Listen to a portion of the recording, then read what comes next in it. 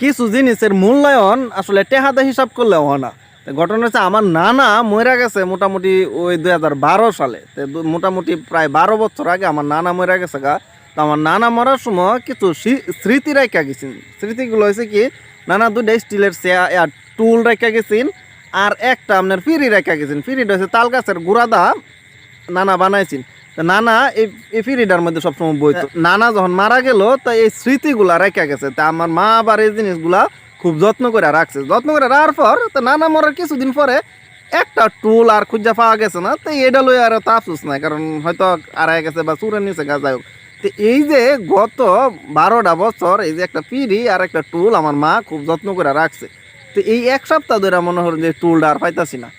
তে আমার মার আবার কিছু এই মানে এই কয়টা দিন ধরে মনটা খুব খারাপ, কারণ বাহের এই দুইটা স্মৃতির মধ্যে একটা স্মৃতি এক সপ্তাহ ধরে চুরে লইয়া গেছে বা হারাইয়া গেছে। আমি যে মার লগে এই একটা সপ্তাহ মনে হরেন যে এই টুল বিচারছি, অনেক জায়গাতে অনেক বাইক বিচারছি, এখনো বিচারতেছি।